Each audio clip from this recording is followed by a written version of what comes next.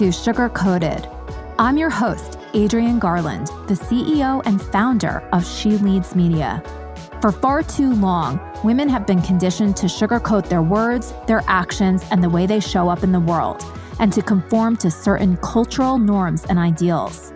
This is inherently designed to keep those who are outside of the norm from gaining power, prestige, wealth, and influence, preventing more women from being recognized and respected as the powerful leaders that we truly are.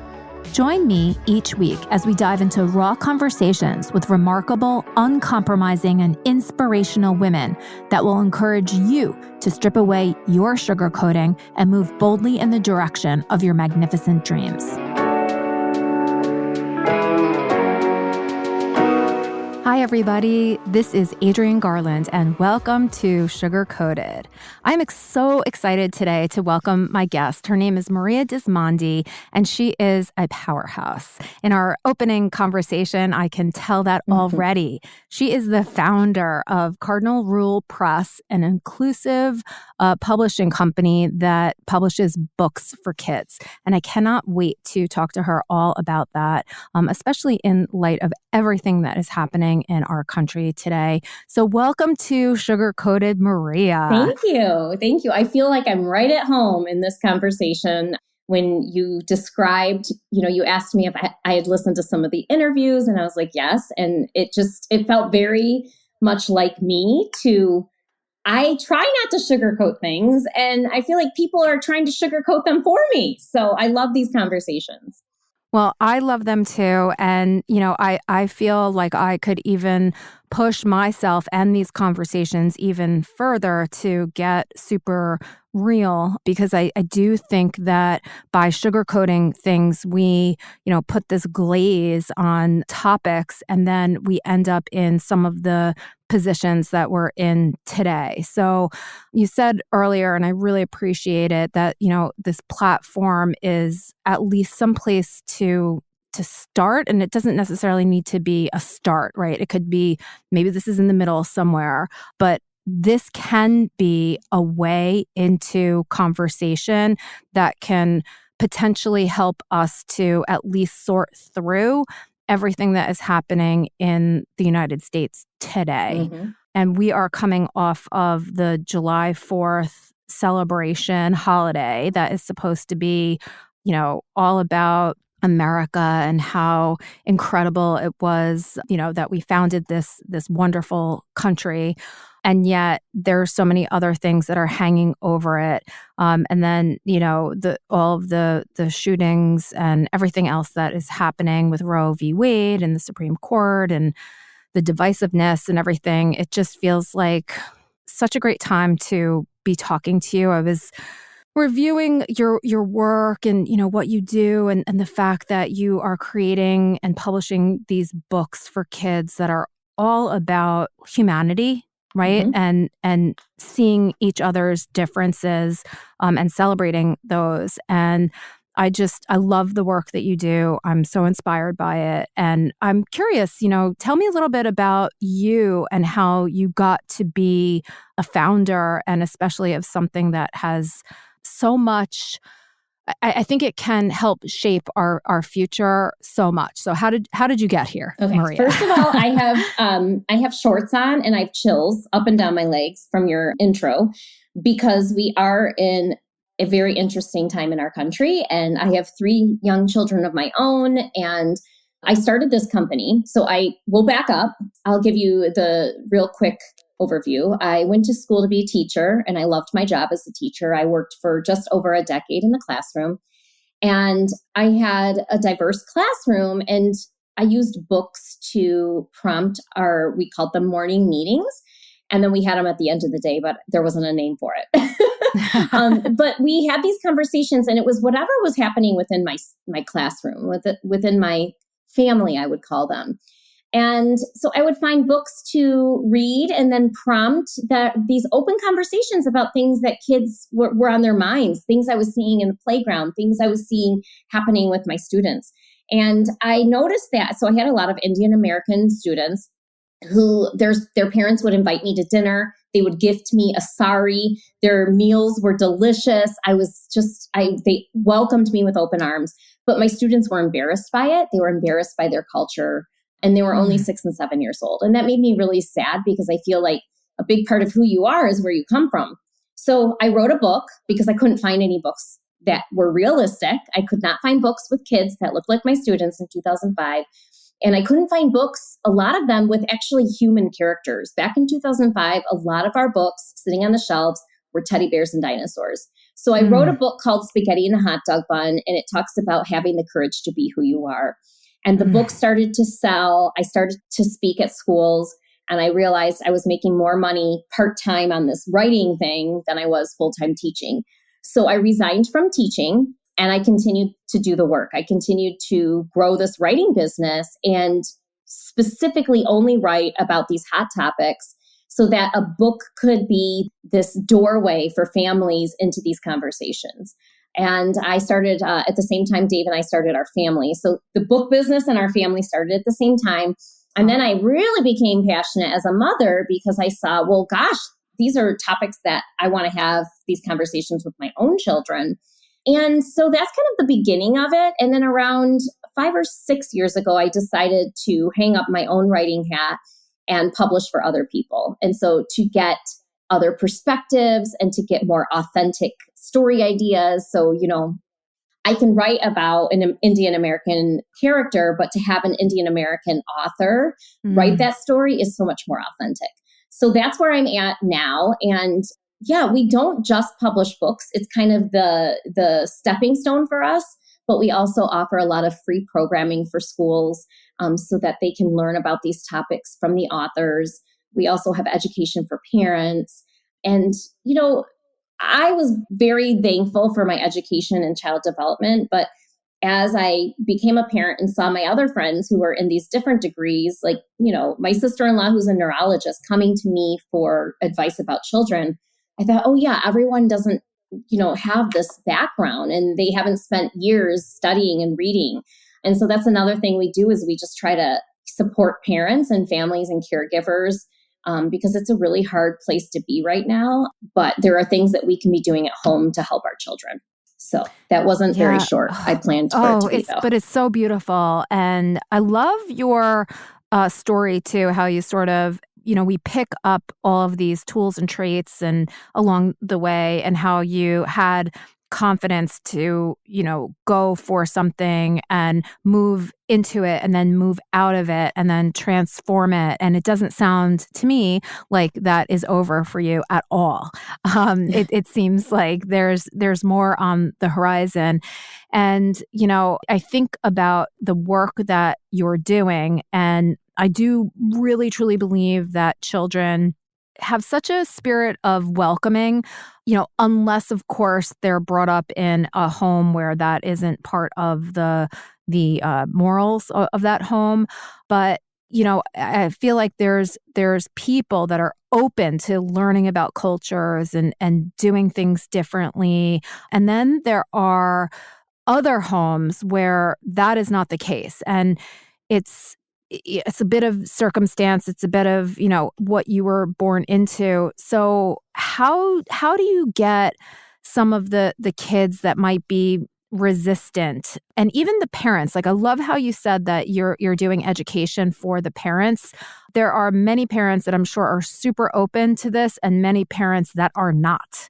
So how do you sort of get the parents that don't want anything to do with this because they somehow feel that by introducing diversity into our country, that our country is, going to hell?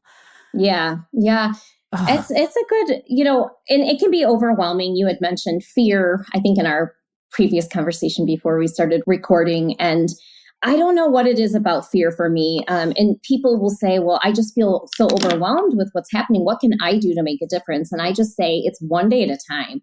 And it's like every day you wake up, what is one thing you can do? And if you have children in your household, teaching those children and exposing them to what's really outside of your, front door, that's what you can do. Like, you are truly influencing the future. And so for the parents who are hesitant for that, what we really try to do is present the facts to them. present the statistics. And, for example, depression, suicide. We had a suicide in our family a couple of years ago. So it's another topic I've really become passionate about. And I've teamed up with some experts. And so gathering information from those experts, and we hosted a whole viewing of a documentary about suicide for families. So just really, I think, presenting them with the facts, because it's great. It's great seeing this little, white woman who wants to make a difference in the world. Yay. And I know some people are like, oh my gosh, be quiet. But the fact of the matter is, our kids are on these phones. Our kids are having too much screen time. They're seeing pornography before they should ever see it appropriately. I mean, there's just so many bad things happening. And so that's what we try to present to the parents. Like, okay, if you don't believe in what we're saying, spending all this time influencing and pouring into your children, we want to tell you why. And we're just going to lay it out for you. We're not going to sugarcoat it. We're going to share the facts. Like, this is what's happening on the school bus. 6 to 7, 8-year-olds are seeing pornography because kids are bringing the phone on the school bus. It is not okay. And just saying, like, this is happening. Open your eyes. And with the recent shootings, just looking at mental health and red flags and how they're being ignored. And so that's really how I try to get to those parents, is just kind of trying to get them to open their eyes and seeing why this is so important.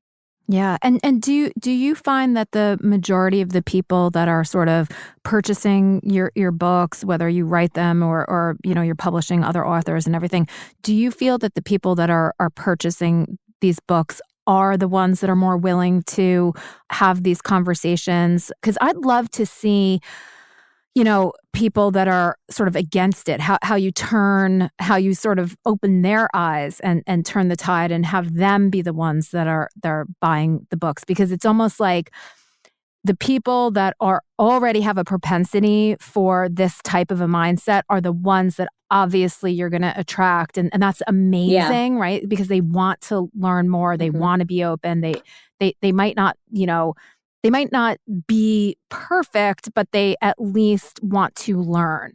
And that's such a beautiful thing. But it's the people that close themselves off entirely to your teachings, your books and everything. Those are the people that we really need to sort of bring into this conversation. Yeah, I think my answer is twofold. Number one, we'll have comments on social media that challenge some of the things that we present. And then we'll also get some feedback in our newsletters, in email newsletters. So I know that those people, we do have some of those people in our community, and we do have some of those people watching, which is a good thing, right? Yeah. And then why was it twofold, Maria? Why was it twofold? Oh, number two, you have to remember there's so many different platforms that we're trying to reach people on. So we're putting our content on podcasts. So if maybe somebody is out there and they listen to podcasts, but they're not on social media or they don't open up email, we're trying to reach people in a number of social media platforms. And then last but not least, so this is kind of like threefold. So you have to think about educators, and that's really a big target for us versus parents. We target educators more than we target parents. And the reason is those educators can reach 25 plus kids with one book versus a parent who can buy that one book and reach 2 kids, 4 kids, what have you. So we gift and we give our books away. We read our books for free on YouTube. We have a lot of free access to our education and to our stories and to our content so that educators can get those messages into their classrooms. So for me, I try not to think about the parents who are closed off, because I think educators can still reach those children. Yeah, I agree with you. I'm actually just reading. I don't know if you've heard of the book, and I feel terrible that I don't know the author's name. She wrote a column in a publication. I should know a little bit more about it, but I'm still. It's okay. I just got back from long travel and whatever. So anyway, the book is called. I think it's called Tiny Beautiful Things. And it was a columnist where people wrote in anonymously, and the woman who wrote this is so terrible. The woman that wrote the book about her journey across the Appalachian Trail Wow. She is the author, and she was actually the columnist that was answering some of these questions. And it came out that it was her. And she has this just incredible advice, and people write in, these awful, awful things. But she talked about how early on in her career, she had absolutely no background or anything like that. And she took a job of a youth advocate. And she worked with these teenage girls that were, young, like 12, 13-ish age, that came from like terrible, terrible, terrible backgrounds. And she just kept telling them, like, no, it's not going to get better. Like, you have to endure. It's not going to get better, but there's something on the other side. And she was so real with them. And yet she also gave them hope, but she didn't sugarcoat it. She didn't say, oh, everything's going to be okay. She said, it's going to be tough and it's going to be hard. And, it might not get better for a really long time, but there is something on the other side and you will get there. And it struck me so hard. I mean, first of all, things like that really move me emotionally, because that's the time in any youth's life, I think, where they sort of start to recognize that it's not just about their home life and that's the life that they have to have, but they can start to make their own decisions and they can pull them out of these situations. And I think the more that we expose youth to just diverse ways of thinking and showing them that there is something better, I think that there is hope. So, everything that we talked about before we sort of started recording about, there is a little bit of feeling, at least on my part, of hopelessness. Just seems like every single day there's something more awful that's happening. And it's everything from shark attacks to, mass shootings, to the very fabric of our country and how everybody is hating on one another. I mean, I read something today. I saw something on Twitter about another shooting somewhere, and it was like at a pool or something, and it said, pool party turned bad, and I read through it, and a pool party turned bad. Someone brought a gun, and all of the comments were so terrible, blaming the community of people where this pool party happened for the shooting. And it was disgusting, the comments that people wrote. And I, sometimes I feel like I have my head in the sand, because I said to myself, who could think these things in this day and age? Mm-hmm. And yet people really do. And there is this feeling that of us and them. And I don't know when that happened, if it was always there, just kind of below the surface. And then, somehow there was like permission given to just go ahead and say what's on your mind, no matter how hurtful and mean and absolutely utterly wrong it is. Well, there's access to that with social media now. So I think, and maybe it was happening before, but we weren't seeing it.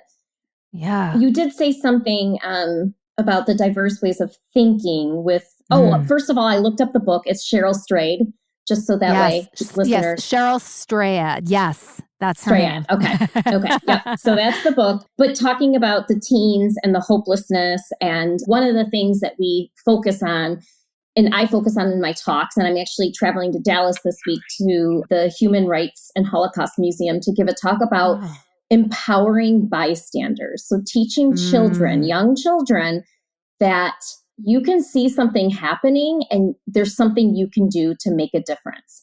And so giving children the hope and that authority and that confidence that there are things that they can do to make a difference in the world. And we call that an upstander. So it could be something small, like you could be on the playground and you can see someone being mean to another kid, and you can walk over there and grab that kid's hand, the one who's being injured, and just walk away. Like, you don't have to use your hands. You don't have to use your voice. If you're too afraid to go over there, you can get help. But just really teaching children that you can step in and be a problem solver in some way, help to make a difference. You had mentioned, how she had said to the teens, it might not be okay now, but something's going to change. We are foster parents, and so we have really learned a lot this year. like you said, your head in the sand. I think my head was, I don't know, in the first layer of the earth, because I've learned so much through fostering and bringing children into our home and learning about their situations. But I also love to hear stories. I love reading stories about people who have had rough upbringings and turned it around.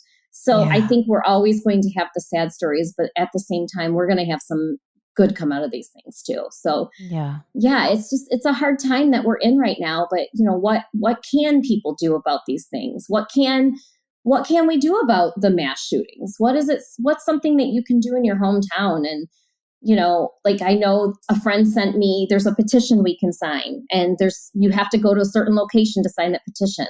Is my name on the petition going to change the laws? Probably not, but will it help? Maybe. So, so it's the little things. I think a lot of little things can add up to something big. I agree. I love the concept of teaching children how to be an upstander. And I think that even, me, like I'd like to learn how to be an upstander, because you read social media and you say, what can I do? And then there's, donate to this, put your name on this, and vote, right? So voting is the thing that everybody says to do. But just because you vote one way doesn't necessarily mean that things are going to change. So, I love this idea of, one small thing that you can do, and also like, what can you do in your immediate family, right, to start, then your neighbors, then your community. Build out. Absolutely. Build out. I think that that's probably at least digestible, because otherwise it is overwhelming. And you do start to go down a thought path of like, well, nothing's going to change with little old me posting something on my LinkedIn. And for me too, and I know we're like totally, going off topic. This is all supposed to be about women and entrepreneurship.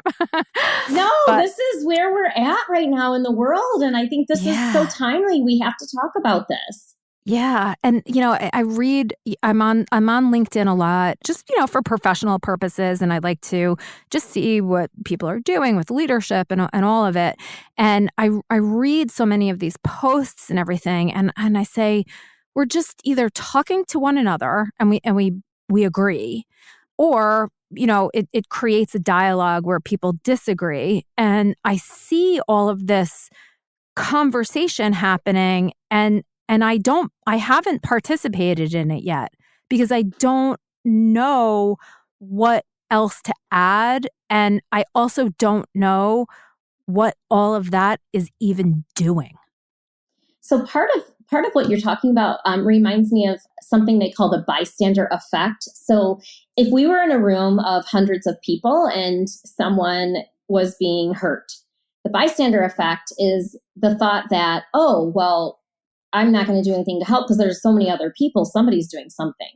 So in your case, you're saying, well, why participate in the conversation? What's it doing? There's a lot of people already participating.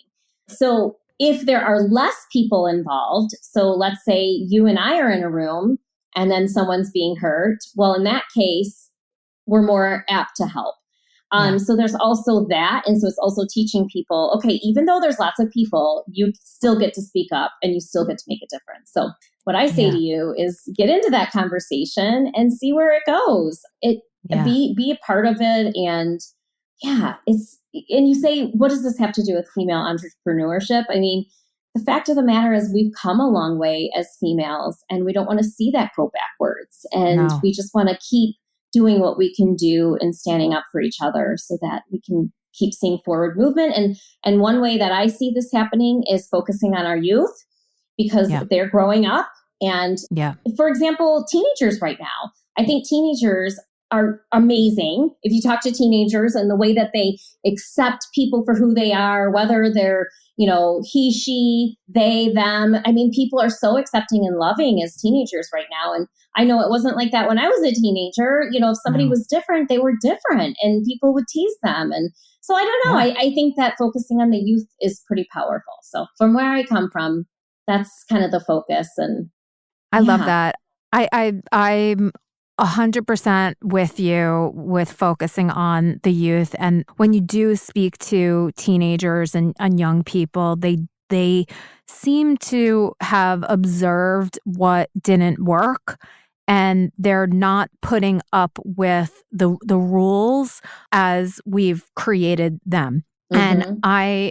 I admire so much, young people that don't put up with certain things that we just took for granted. The whole idea of like, put your head down, work hard, you will get noticed. Oh that my doesn't that goodness. d- doesn't happen, and it didn't happen. But we were told that it was going to happen. So even when it didn't happen, we kept at it because we said, well, one day, we're going to Yeah. get recognized.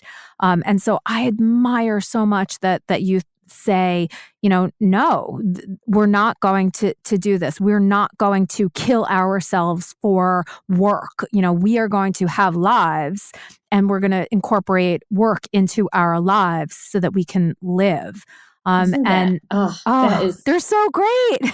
they are. And, because it's sugar coated, this, like the whole concept, I should say for listeners, because, you'd made the comment like, oh, but this is about entrepreneurship. But I do want to take note that I'm coming out of the hardest 6 months I've ever had in the work that I've done in my entire life. And the reason why is two reasons. Number one, I bought another business. I bought another publishing company. We just closed last week.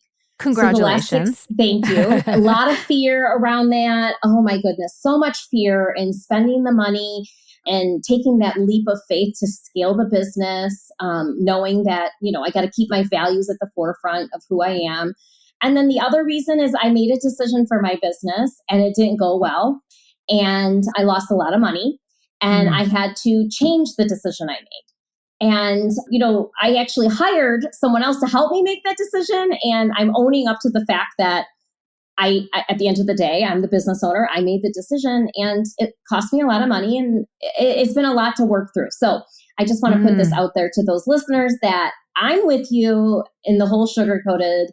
Things are not always rainbows and butterflies and unicorns. And I try to put that out there on social media, but I don't know if people really get it, I don't know. So I think social media is tough too, because I do think that social media tends to be that, glazy, shiny platform where people want to look good. Like you can actually, even if you literally look like crap, you can look like a movie star. So I know. right? So it's like this false platform. At the same time, there are people on social media that are being very real. And I think that what happens is almost the bystander effect that you talked about. People don't want to say, hey, Maria, I've been through the same thing, because they don't want others coming down on them, because this is a platform where you're supposed to look shiny. And so if you say, I had that problem too. But I think almost your advice to me is my advice to you. Keep sharing that, because that's the stuff that's inspiring people behind the scenes, right? And Yeah. I do that often too. I talk a lot about, the struggles that I've had, and, entrepreneurship has kicked my ass. I say that. It's been the hardest thing that I've ever done. I had a successful corporate career. I rose through the ranks and everything, but I wasn't happy. And I felt like I was compromising so much of who I was. And entrepreneurship has not been easy at all. There's not a formula. And I think that it's especially difficult for women. And I do think that we make mistakes that end up costing us a lot of money, costing us a lot of time, costing us our mental health. And then, instead of us separating ourselves from the fact that, hey, this was business, this was a bad business decision that didn't go right, we internalize it and Oh my personalize it. goodness. Oh my God. And The so, ego right? gets us. The ego gets us, and we say we suck. We suck. We're stupid. How could we have been so dumb? And then that whole thinking that is not our own puts us into this spiral that doesn't allow us to say, well, let me just figure out, what do I do next in order to, go on? We get caught in the, well, maybe I shouldn't be doing this anyway. Maybe I'm not cut out for this. And that's where we really do need support from others that have been in business. And one of the things that I try to think about all the time is they say, and maybe this will make you feel better, but they say that you can't have success unless you have these failures. Mm. So once you have that failure, like, oh my God, you're on the right track. There's so many songs that come to my head when you say that, like from the Trolls movie. If you knock me over, I will get back up again. It's so true. And, I went for a bike ride this weekend. Biking is, I just love to be out in the outdoors. And I have this 10-mile bike ride that I just worship because I can see snails and turtles and birds. And I have not been on my bike at all this year. And it hit me this weekend. I said, I let all of this drama from work, I let my biking go. I let it take over something that was so good and happy for me. So I'm back on the bike and, but it's just something like that. You let it take something away from you that was bringing you joy. And I mean, the bike ride is like 45 minutes. Yeah. It's not like it takes that much time, but it brings me so much happiness. And so it's been a rough go. It has been a rough go. And I'm hoping to see some good the next half of the year. And I'm part of a mastermind, which has been really helpful over the last 6 months, being with other like-minded business owners and being able to share these things with them. So that has been helpful for me because people have been honest and sharing their own stories. But I think finding your people, and like this podcast, finding your people who can speak truth, and Yeah, because we again, it's that whole concept of like, the boss babe and the super successful entrepreneur, and it's all just up, up, up, up. And then, if they did have any type of a downturn or a failure, you don't see that as it's happening. You only see how they've come out on the other side, better than ever. And I think that is a real negative narrative because it makes us feel like we need to be perfect and always marching toward that idea of success at all times. Otherwise, we are a failure. And I'm so happy that you sort of got back on the bike, which is such a great metaphor, right? It is. My God, I got such a great metaphor, bike, right? Yeah, I love it. And what's so funny? Like as you were talking, and it's probably why you're such a great writer. As you were talking, I literally had a picture in my mind of you sort of winding through, and I don't know where this is or what it is, but sort of winding through a path with grasses and all of the nature all around and everything. And I thought to myself, what a beautiful book. What a beautiful book. Right? Maria gets back on her bike. Yeah, I get back on the bike. Oh, and then you see all the nature and all the things that are actually real. Right? The turtles don't worry about how far they're going or what they're doing. They're very much in the moment. And I think that's probably why you love that bike ride so much, is because you realize that you're in the moment and you're valuable just as you are, right? Yeah, I have a snail. The snails are my motto. They're like my mascot for the last few years because it reminds me to slow down. Yeah. But they get where they're going. So they take their time, but they always get where they're going. Because I've sat and I've watched them before and they're so stinking slow and they always want to cross the path. And they get across the path. It just takes them a lot of time. So it just reminds me to slow down and keep my values, what's important to me, at the forefront of what I do. For example, the biking, the bringing me joy, the being in nature, and not letting the drama of work and the hardship of the world take all of that away from you. So being able to have both. Yeah. That's such a great, powerful message too. I think like with everything that's going on in the world, we don't have to succumb to like just falling into that deep hole. We can still hold both, right? Mm-hmm. Hold joy while at the same time being scared and sad and enraged at everything that's going on. But if we almost don't balance it out with the things that bring us joy, we're not going to be good for anybody. We're going to just be single-minded. And that's not good. And, the other thing is it's funny you're telling me the story about how, the business is, you've struggled and all of that. And at the same time, you made a huge, bold move by purchasing another business. That's freaking incredible. Thank you. Thank you. That was scary. Yeah. And when those papers were signed, I was like, we did it. So amazing. It's so amazing.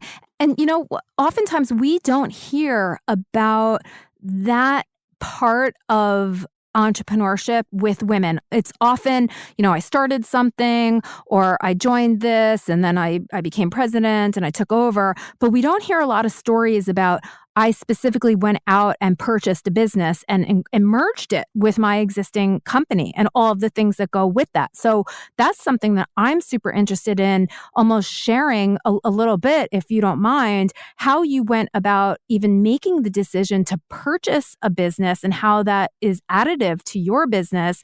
And then what are some of the criteria, and then what are some of the things that have been obstacles, and then what has worked when it comes to buying a business? Yeah. Well, it was not on my radar.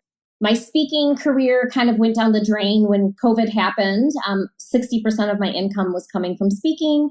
I spoke in schools. Schools were closed. They weren't inviting people in. And so I just kind of focused on sales for the books. So trying to figure out how we could increase sales. And then I had a business colleague who reached out to me, just a question about some Amazon advertising. And she was sharing with me that she was looking to retire and she was really tired. And she built this legacy. Her business is 3 times as big as Cardinal Roll Press, and that she is just nervous because she wants to retire, blah, blah, blah. So then I left that conversation, went on a walk with my husband and the dogs. And he said, well, why don't you buy the business? And I was like, well, because I don't have that kind of money. And he's like, it's like buying a house. You don't have to give all the money, and just, this is my business mindset. I'm like, I don't have that kind of money. So I brought it up to her and she was like, you would be the perfect fit. And when we had that conversation, I wasn't saying this to even, she's like, but you are the perfect customer because both of our brands are aligned in similar values and morals and visions. So we started negotiations, and really I started with my attorney and learning about EBITDA and, looking at the last 5 years of her sales to try to figure out what would the purchase price of the business be. And then we went into a due diligence. So really digging deeper into her books, which I am not a finance person. So I have a couple team members who helped me with that. They're more analytic. I also had our CPA help a little bit on that. And then we made a deal with the attorney and we signed a letter of intent. And I put a down payment down, and the woman was amazing. And she was just so lovely to work with. She made it so easy. Wow. We split all of the attorney fees. And the way the book business works, you can't necessarily sign on the day you put the deposit down. You need 6 months to change over all the vendors. So, if the book is at Barnes and Noble's and all of her books are in her company name, it takes about 6 months to change everything over. So that's what we've been doing the last 6 months. And then my big mistake in business was happening at the same time. So it was very separate of this purchase. They were very separate of each other. So I had this really great thing happening and I had this really bad thing happening. But we just closed on the papers last week. And she handed me a lot of these boxes of papers. And I was like, oh, geez, this is not my kind of thing. I hired my nieces to input all the data. So it's all digital. I'm like, I'm not going to have all these boxes of paper sitting at my house. So now we're just kind of doing that. And my team has been working for the last 6 months on the acquisition.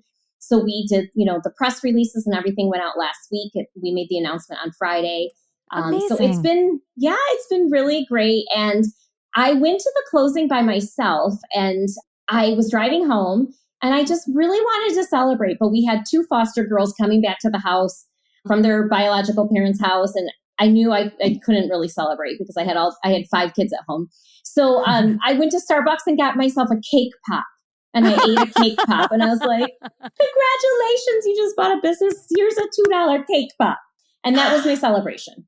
I love that. Well, I mean, I feel so honored that you shared that story with us, and I hope that everybody that's listening can, send you congratulation messages, Thank and you. hopefully that'll, help you celebrate a little bit. But that is just, oh my God, that is such an inspiring story, and I think one of the things that it really speaks to is also, being super genuine, being open, being able to be in conversation and sharing like with your husband, right? I love that because sometimes as women entrepreneurs, we think that we have to do it alone, right? We have to share it with our other tribe of women in our masterminds, and that there aren't other people in our lives. But, your husband has a different perspective. He sees things from a different point of view. And Yes. his very simple, well, why don't you buy it? Because that is something that he would do.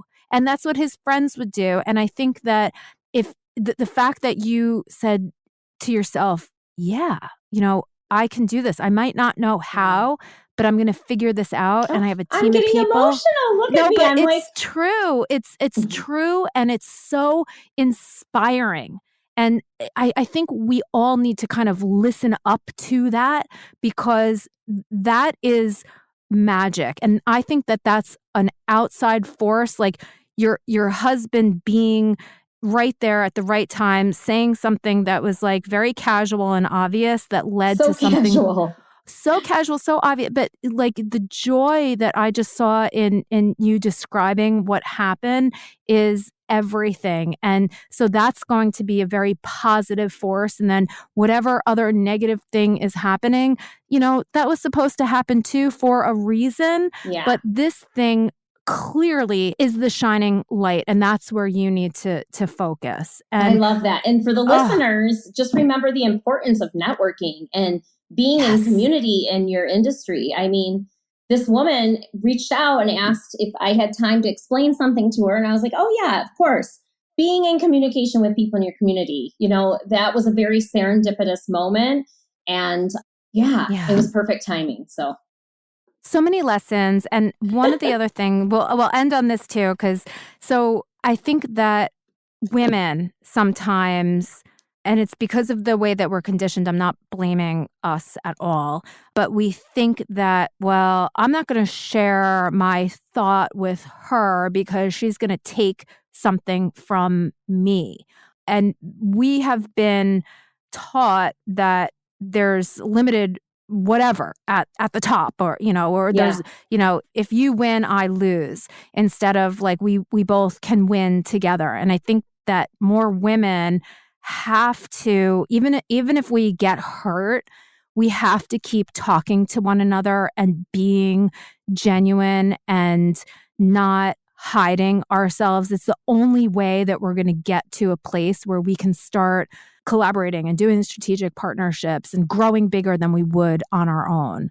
So yes, yes, yes, yes. So Maria, oh my gosh, thank you so much for this incredible conversation that definitely touched on entrepreneurship and touched on everything that's going on in the world. And just for sharing your story and for doing the work that you're doing. I can't wait to see sort of what's coming next for you. And I would love to invite you back on the show at some point too, to sort of, yeah. follow that See journey. how it's So going? yes, Absolutely. yes. Absolutely. And see how your bike rides are going. There you go. There you go. Well, thank you for having me. I appreciate it. This was absolutely wonderful. And if you can, please share with the Sugar Coated audience where they can, follow you, sign up for your newsletter, and just kind of see what you're doing in general. Yeah, I'm on Instagram under Maria Dismondy Books, and that's kind of my personal one. Cardinal Rule Press is our brand, so if you want to follow what the brand's doing, all the announcements are over there, and you can go to our website. And I have to tell everybody, my email is maria@cardinalrulepress.com, and I read and answer all my emails. So that's I kind love of my that. thing. Like, I like to get to inbox 0 at least once a week. So if you have any questions, feel free to reach out to me. Well, thank you so much. You're going to be inundated with emails, I'm sure.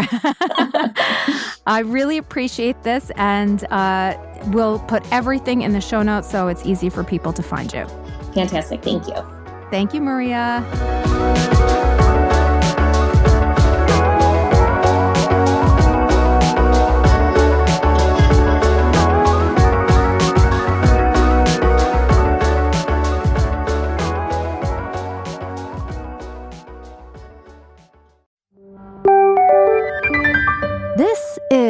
the She Leads Podcast Network.